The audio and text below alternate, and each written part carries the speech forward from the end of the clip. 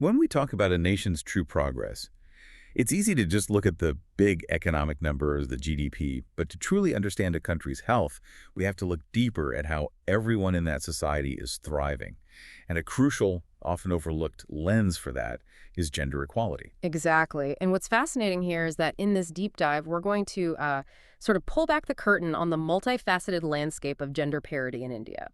We'll examine how it's measured on a global stage, explore India's specific policy interventions, and, well, confront the persistent challenges that still remain. Right. Our mission, using the international reports, Indian government documents, and expert analyses you've shared with us, is to give you a comprehensive, nuanced understanding of this vital topic. We want to move you beyond the headlines, explore the data, the dilemmas, and the direction of change in one of the world's most dynamic countries. Okay, let's start by getting a sense of the global scorecard then. How do we even begin to measure something as complex as gender equality across nations? Well, we often begin with benchmarks like the Global Gender Gap Index, or GGGI.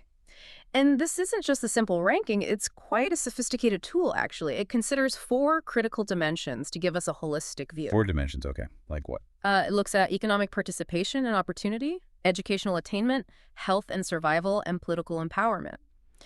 What it tries to capture is how well a country is doing in leveling the playing field for all genders. It specifically measures the gaps between women and men across these key areas. Right, the gaps. And looking at the GGGI for 2025, what the sources seem to show is India has faced a bit of a declining ranking. It's a trend that really makes you pause, doesn't it? Right. Especially when you consider that, say, back in 2022, countries like Iceland, Finland, Norway, they consistently top the charts. hmm Those nations really demonstrate what's possible, offering quite a stark contrast. Yeah, and it's not just a number on a spreadsheet. Our sources suggest this isn't simply a static decline. Often it reflects maybe slower progress in areas like economic participation for women, even as other nations might be accelerating their efforts. Ah. For example, while India has made, significant strides in educational attainment, getting women into higher education doesn't automatically translate to equal opportunities in the workforce.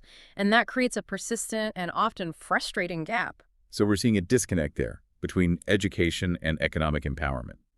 What about the broader picture of human well-being? Is there another measure for that? For that, we often turn to the Human Development Index, or HDI.